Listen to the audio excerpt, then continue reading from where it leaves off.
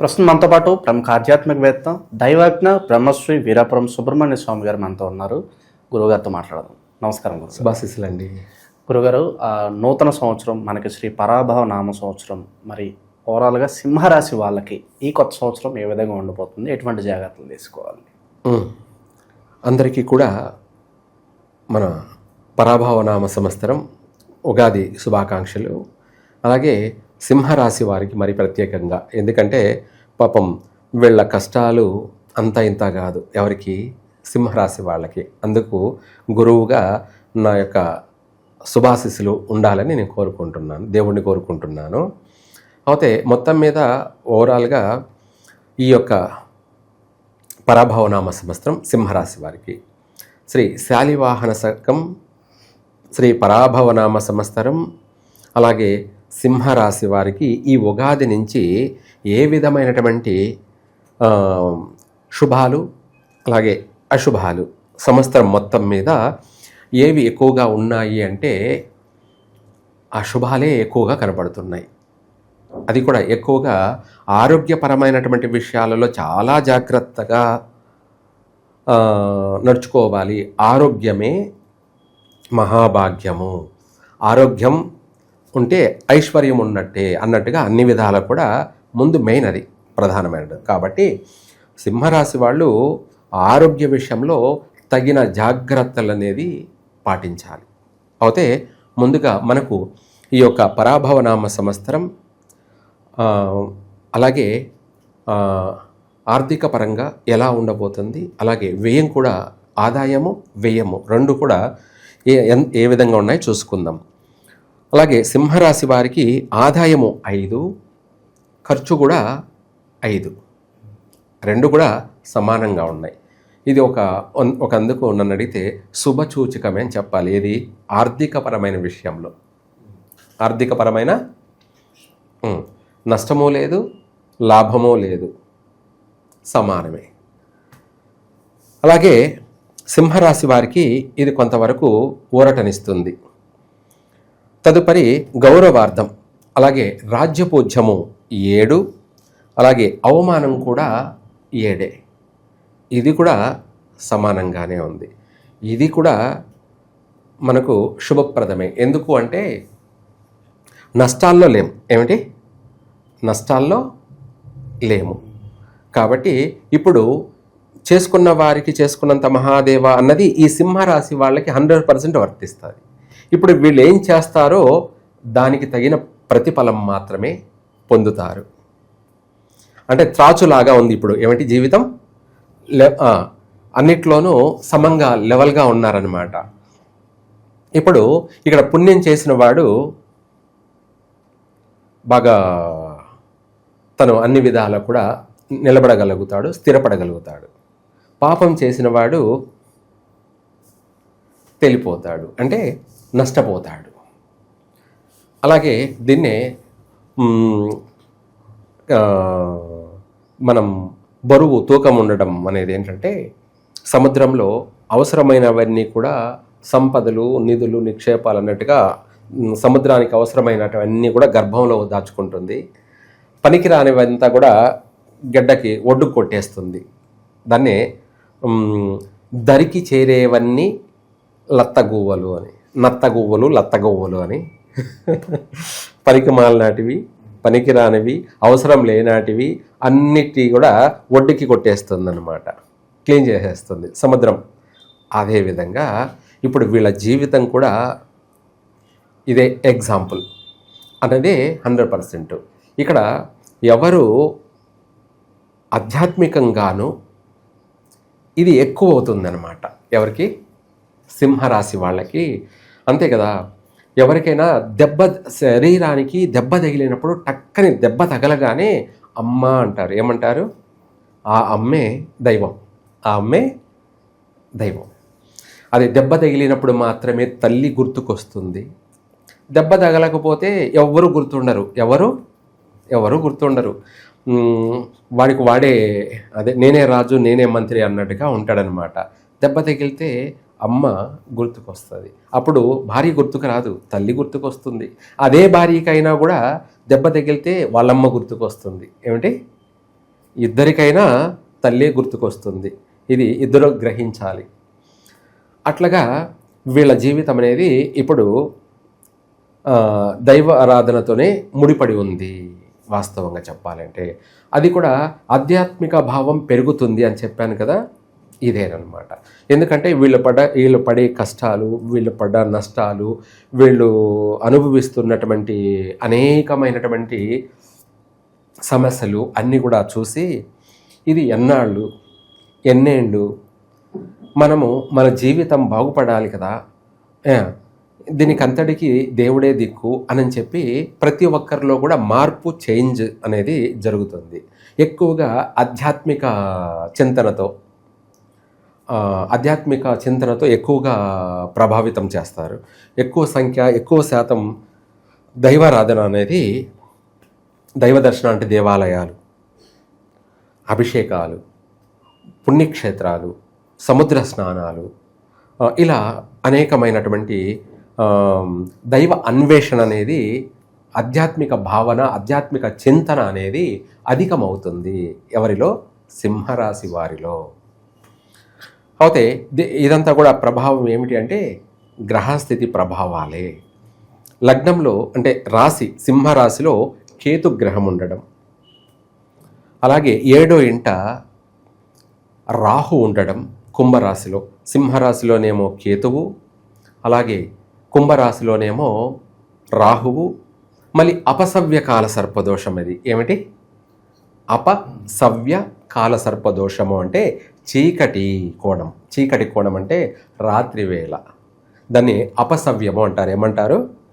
ఇప్పుడు మనకు పగలు, రాత్రి అనేటివి మనకు ఉన్నాయి. పగలు అంటే వెలుతురు ఉన్నది 12 గంటలు, చీకటి అన్నది 12 గంటలు, 24 గంటలు. ఆ చీకటి అనేదాన్ని అపసవ్యం అంటారు, పగలు అనేదాన్ని సవ్యము అంటారు. సవ్యం అనేదాన్ని ఇంగ్లీష్లో రైట్ అంటారు, చీకటి అనేదాన్ని ఇంగ్లీష్లో యాంటీ అంటారు. ఏమంటారు? యాంటీ అంటారు. అదేవిధంగా వీళ్ళ జీవితం ఇప్పుడు యాంటీలో ఉంది. ఏముంది అంటే రివర్స్లో ఉంది. అనుకునేది ఒకటైతే జరిగేది ఇంకొకటి. ఏదైతే ఊహిస్తారో దానికి ఆపోజిట్లో జరుగుతూ ఉంటాయన్నమాట. అలా అటువంటి సమస్యలు ఉన్నాయి. ఆర్థిక విషయానికి వచ్చేటప్పటికీ గురువు 11వ ఇంట ప్రస్తుతం ఉగాది నుంచి, ఆ తర్వాత 12వ ఇంటకి మారుతున్నాడు. అంటే 1000 స్థానానికి 12వ ఇంటకు మారుతున్నాడు. కాబట్టి ఆర్థిక పరమైనటువంటి విషయాలలో మంచి అవకాశాలు అయితే ఉన్నాయి. ఏమిటి? బాగుపడడానికి ఆర్థిక పరమైనటువంటి విషయాలలో వీళ్ళ ఇప్పుడు ఆలోచన, వీళ్ళ నడవడికే వీళ్ళ జీవితాన్ని ఆర్థిక పరంగా నిలబెడుతుంది. వీళ్ళు చేసే పని, వీళ్ళు మాట్లాడే మాట, వీళ్ళ చేసేటువంటి విధి విధానాలు, నడుచుకునే విధి విధానాలే వీళ్ళను ఆర్థిక పరంగా గొప్ప స్థాయికి నిలబెట్టే అవకాశము ఉంది. అదే వీళ్ళు నడుచుకుంటే విధి విధానాన్ని బట్టే పాతాళానికి తొక్కేసే అవకాశము ఉంది. ఏమిటి? పాతాళానికి అంటే అధపాతాళం అని కూడా అంటాం. ఇది ఎందుకంటే చీకటి, ఇది యాంటీ కదా, అందువల్ల కొంచెం ఉంటుంది సమస్య. తర్వాత సంతానపరమైనటువంటి విషయాలలో కూడా చాలా జాగ్రత్త తీసుకోవాలి. సింహరాశి స్త్రీలు వాళ్ళు ఎంత భక్తిభావంతోనూ వాళ్ళు ఎంత చేస్తే అంత ఫలితం అనేది కలుగుతుంది. లేదనుకోండి తరచు గర్భస్రావం జరిగిపోవడం, 1 నెల, 2 నెలలు, 3 నెలలు, 4 నెలలు ఇట్లా అబార్షన్ అయిపోతుండడము, గర్భస్రావం జరగడము, లేదంటే ఇంకా కూడా పుట్టిన పిల్లలు మళ్ళీ గతించడము, గర్భశోకం అంటారు. ఏమంటారు? గర్భశోకము. ఇటువంటి బాధలు, సమస్యలు అధికంగా ఉన్నాయి. అందువల్ల దానివల్ల మనము ఆ నష్టానికి గురి కాకుండా మనం దాని నుంచి బయటపడడానికి 100% వీళ్ళు సింహరాశి వాళ్ళు చెప్పాలంటే, ఒక మాటలో చెప్పాలంటే సర్పారాధన, సర్పహోమం. ఏమిటి? సర్పహోమం. ఆ సర్పహోమం కూడా ఏమిట్రా అంటే మనకు ఒక విధంగా కాకుండా అన్ని విధాల దాన్ని నవనాగులు అని చెప్పవచ్చు, లేదా సప్తనాగులు అని చెప్పవచ్చు. ఇట్లా సంబంధించి చేస్తే పూర్తిగా దానికి సంబంధించి పూర్తిగా చేసి హోమాన్ని జరిపించాలి. సర్ప హోమము జరిపించాలి. అది కూడా ఇందాక మనం చెప్పుకున్నట్టుగా ఆ సర్ప ఇదిలో కూడా అపసవ్య సర్ప హోమం. ఏమిటి? అపసవ్య సర్ప హోమం అంటారు. మామూలుగా మనకు శుభప్రదంగా అనేది ఒకటైతే అశుభప్రదం అని అంటారు. అంటే ఆపోజిట్, నెగటివ్. దానికి సంబంధించినటువంటి క్రియా విధానం దాన్ని ఏమిటి? మంత్ర విధానము, క్రియా విధానము. ఏ దానికి ఏ విధంగా చెయ్యాలో ఆ విధంగా చేస్తేనే అది సెట్ అవుతుంది. అదే సెట్ అవుతుంది. ఎందుకంటే అదంతే. మనము చేసే విధానం, మనం నడుచుకునే విధానమే మనల్ని సూక్ష్మంగా బయట వేసేస్తుంటాయి కొన్ని విధాలు, అంతే. ఆ విధంగా ఈ యొక్క పరిష్కార మార్గం అనేది ఈ సింహరాశి వాళ్ళు 100% చేసుకోవాలి. చేస్తేనే వీళ్ళు సక్సెస్ అవుతారు. లేదు అంటే దాంతోపాటు దాంట్లోనే రుద్ర గణపతి హోమము, అందులోనే సర్పహోమం, ఈ రెండు చేసినట్టయితే సర్వ విధాల విజయం వరిస్తుంది. వీళ్ళకి సర్వ విధాల విజయం వరిస్తుంది. అయితే ప్రస్తుతం అయితే ఆర్థికపరమైనటువంటి విషయాలలో కావచ్చు, అనుకున్న పనులు కావచ్చు, ఈ యొక్క 12వ ఇంట గురు సంచార ప్రభావం వల్ల బాగానే ఉంది. మళ్ళీ తర్వాత గురువు సింహరాశిలోకి మారుతున్నాడు. అంటే కేతువుతో కలిసి సింహరాశిలో సంచరించబోతున్నాడు. అప్పుడు ఇంకా విపరీతమైనటువంటి సమస్యలు ఎక్కువ అన్నమాట. ఇది నష్టాలు, ధన నష్టాలు. ఆ చేయడం వల్ల ఆ నష్టం జరగకుండానే మనము సేవ్ అయిపోవచ్చు. యథాస్థానం, అంటే మనం ఉన్నత స్థానంలోనే ఉంటాము. ఇప్పుడు రాజకీయ నాయకులు అయితే గడ్డు కాలం. ఏమిటి? రాజకీయ నాయకులకు అయితే గడ్డు కాలమే. ప్రతిదీ రివర్సే. వీళ్ళు మంచి చేసినా కూడా రివర్సే. మొత్తం ఏ చెట్టుకు తగిలిన గాలి ఆ చెట్టుది అన్నట్టుగా వీళ్ళ తగినట్టుగా భారీ కోట్లల్లో నష్టపోయే అవకాశాలు ఉన్నాయి. కోట్లల్లో, 10ల్లో కావచ్చు, 100ల్లో కావచ్చు, వేలల్లో కావచ్చు, భారీ నష్టాలు కూడా కలిగే అవకాశం ఉంది.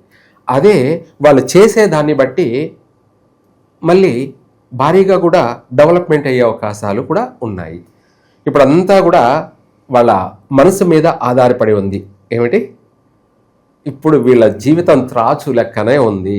ఇప్పుడు ఎటు ఆలోచిస్తారో అదే వాళ్ళ జీవితం. ఎటు ఆలోచిస్తారో అదే వాళ్ళ జీవితం.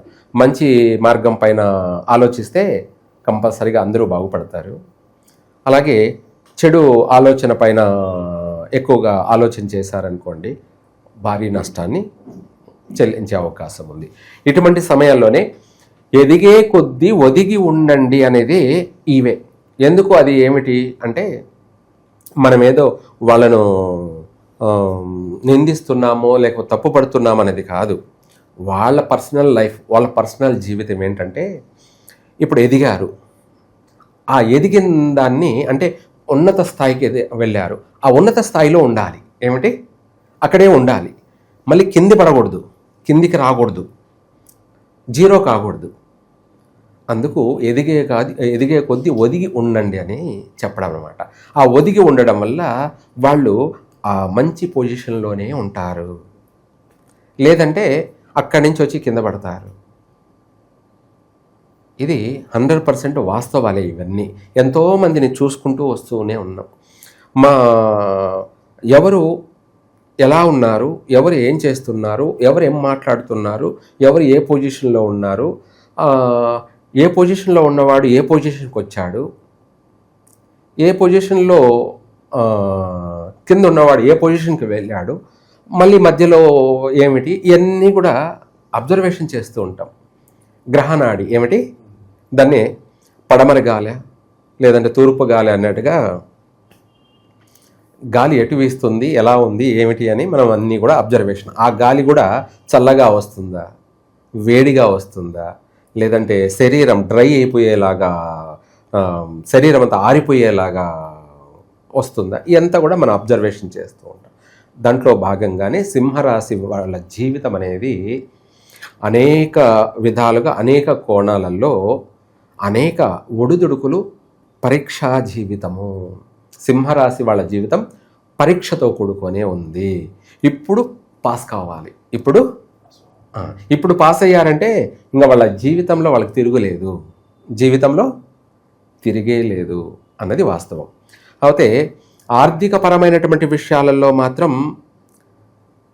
చేసుకున్న వారికి చేసుకున్నంత మహాదేవాని అనుకూలమైనటువంటి వాతావరణము ఉంది, లేదా నష్టాలు కలుగుయేది కనపడుతున్నాయి. కానీ ఇక్కడ ఈ యొక్క గ్రహ యొక్క సంచారం వాటి ప్రభావాల వల్ల రాశిలో సింహరాశిలో కేతువు, 7వ ఇంట రాహువు, 8వ ఇంట శని, కుజుడు, బుధుడు ఈ గ్రహాల సంచార ప్రభావం వల్ల ఆరోగ్యపరమైనటువంటి విషయాలలో దారుణంగా ఉంది. ఆరోగ్యపరమైన విషయాలు ఏమిటంటే వీళ్ళ యొక్క శరీర బాడీ యొక్క వాటిపైన శ్రద్ధ పెట్టాలి. ఆ శ్రద్ధ ఏమిటి అంటే మనము ఆరోగ్యంగా ఉండడానికి ఎంత ప్రయత్నం అయితే చేయాలో అంత ప్రయత్నం చేయాలి. లేదనుకోండి వాహన ప్రమాదాలు జరిగిపోయే అవకాశం ఉంది, ఎముకలు ఇరిగిపోయే అవకాశము ఉంది, ఊహించినటువంటి ప్రమాదాలు సంఘటనలు జరిగే అవకాశాలు ఉన్నాయి. ఇవి కాకుండా ఆరోగ్యపరంగా మనకు పండ్లకు సంబంధించి పంటికి సంబంధించినటువంటి బాధలు విపరీతంగా ఉన్నాయి, పుచ్చే అవకాశము ఉంది, పుచ్చిపోయే అవకాశాలు ఉన్నాయి. వాటి వల్ల శరీర బాధలు ఏమిటి పెయిను, ఫీవరు, ఇటువంటి అధిక శ్రమ, తర్వాత దానికి సంబంధించినటువంటి ఆరోగ్యపరమైన సమస్యలు ఎక్కువగా అధికంగా వీళ్ళను పీడించడమే కాకుండా నేత్ర బాధలు, కంటికి సంబంధించినటువంటి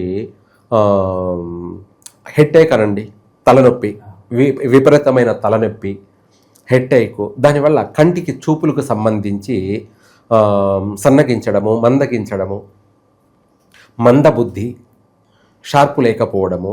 ఆటోమేటిక్గా సింహరాశి వాళ్ళు షార్ప్ మనుషులే, కానీ టైం బాబు టైం అన్నట్టుగా మందబుద్ధి ఉండిపోవడము, మర్చిపోతుండడము, సమయానుకూలంగా తెలివి పని చేయకపోవడము, కళ్ళ ముందరే క్షణాల్లో జరిగిపోతున్నటువంటి సంఘటనలు జరిగిపోతూనే ఉండడము, ఇలాంటివన్నీ కూడా అధికంగా ఉన్నాయి.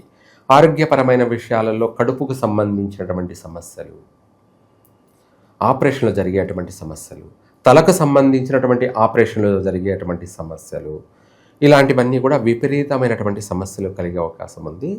అలాగే ఇదే కాకుండా పరువు ప్రతిష్టలకు భంగం వాటిల్లే అవకాశం ఉంది. భార్యాభర్తల మధ్య చిన్న సమస్య పెద్దగా తయారై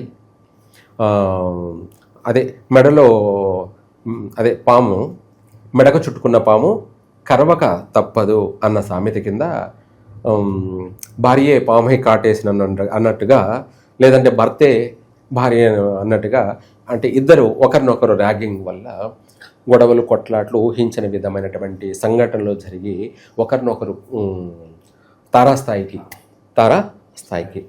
చిన్న విషయాన్ని కాస్త పెద్ద చేసుకొని గోటుతో పోయేదానికి గొడ్డల దాకా అన్నట్టుగా ఒకరినొకరు ప్రాణాలు కూడా తీసుకునేంతవరకు తెగబడతారు. అటువంటి సమస్యలు, దాన్ని క్షణిక ఆవేశం అంటారు. ఏమంటారు? క్షణిక ఆవేశం. ఇటువంటి సమస్యలు కూడా ఉన్నాయి. ఎందుకంటే రాశిలో కేతువు, 7వ ఇంట రాహు ఉండడం వల్ల వీళ్ళ మాట తీరు, వీళ్ళ నడవడిక, వీళ్ళ యొక్క ప్రభావం ఏమవుతుందంటే కొంచెం క్రూరంగా మారే అవకాశం ఉంది. ఏమిటి? ఇప్పుడు నువ్వు ఉన్నావు,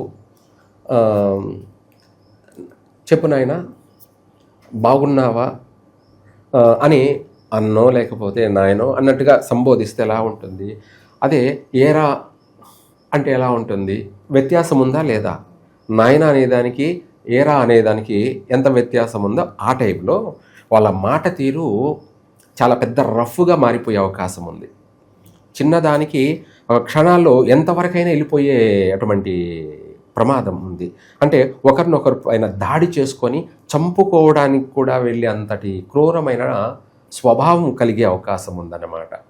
ఇది జరిగిపోయిన తర్వాత నేను ఇలా జరుగుతుందని అనుకోలేదండి, ఏమిటి ఇలా అవుతుందని నేను అనుకోలేదండి అని మామూలు కామన్ అందరూ ఊరికి అలా అనేస్తారు. అది కాదుగా. ఏదైనా జరిగిపోయిన తర్వాత ఇలా జరుగుతుంది అనుకోలేదు, అలా జరుగుతుంది అనుకోవడం కాదు. ముందే పసిగట్టిన వాళ్ళే తెలివైన వాళ్ళు, జ్ఞానులు, మహానుభావులు అని చెప్పచ్చు వాళ్ళని. అదే ఎవరైనా సరే మనము ముందు జాగ్రత్త, ముందు చూపుతో ప్రతిదాన్ని కూడా మనము ఆ సిచ్యువేషన్ ఏమిటి, ఆ సిచ్యువేషన్ ఇప్పుడు భార్యాభర్తలే, భర్త కోప్పడుతున్నాడంటే భార్య కాస్త అర్థం చేసుకొని తను వైదొలిగిపోవాలి. ఏంటి, పక్కకి వైదొలిగిపోవాలి. లేదు ఆడికి కూడా ఇంకా కాలేదు అని అంటే అప్పుడు తను ఆ కొద్దిసేపు పిరికిది అనుకోవాలి. ఏమనుకోవాలి, అని వదిలేసి తనకు తగ్గిపోవాలి. తప్పేమి లేదు. ఎక్కడ తగ్గాలో, ఎక్కడ నెగ్గాలో అది తెలివైన వాళ్ళు చేసే పని. మంచి వాళ్ళు అంటారు కూడా వాళ్ళని. ఏంది, మంచి వాళ్ళని కూడా అంటారు. ఎందుకంటే అక్కడ సిచ్యువేషన్ మారిపోకుండా దాన్ని పరిష్కరించుకుంటున్నారు వాళ్ళే. దానికి నేను పిరికి వాళ్ళని అనుకోకూడదు, నేను పిరికి దాన్ని అని అనుకోకూడదు. అక్కడ సిచ్యువేషన్ ఏమిటి, నష్టం జరగకూడదు. దాన్ని తెలివైన వాళ్ళు చేసే పని. ఒకవేళ భర్తే ఉన్నాడు, తన భార్యే కాబట్టి తన భార్య కోప్పడుతుంది, ఆవేశపడుతుంది, పెద్దగా చేంజ్ అవుతుంది, మారిపోతుంది అంటే భర్తే అణిగి మణిగిపోవడంలో ఏమి తప్పు లేదు. నేను మొగుణ్ణి అనే ఈగో, అహంకారం, గర్వం, ఈర్ష్య, అసూయ చూపించాల్సిన అవసరం లేదు. ఎందుకంటే తన భార్యే కాబట్టి,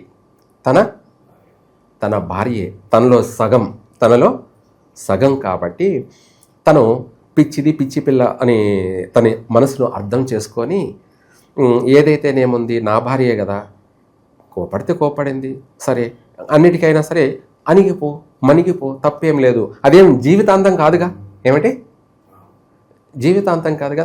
ఆ క్షణం అక్కడ కొద్దిసేపు మనము సైలెంట్ అయిపోతే తర్వాత కావాలంటే చూసుకోవచ్చు. ఏమిటి, సిచ్యువేషన్ అక్కడ పెద్దగా క్రియేట్ కాకుండా దాన్ని కూల్ చేసుకుంటున్నాం. ఇక్కడ నేను అణిగిపోయాను, పిరికివాడిని అయినాను అని ఎవరిని ఎవరు తక్కువ చేసుకోవాల్సిన అవసరం లేదు. అలా భార్యాభర్తల మధ్యే కాదు, కుటుంబ వ్యక్తులతోనే కాదు, బయట వ్యక్తులతో మరీ జాగ్రత్త ఉండాలి. ఎవరు, సింహరాశి వాళ్ళు. నేనే రఫ్లే, నేను ఫ్రౌడ్లే, నేను రౌడీన్లే లేదా గూండాన్లే, నేను ఏదైనా చేయగలను అని అనుకోవద్దు. పిల్లి కూడా పులి అవుతుంది. ఏంటి, పిల్లి కూడా పులి అవుతుంది. కాబట్టి అందువల్ల ఎప్పుడు ఎక్కడ ఏ విధమైనటువంటి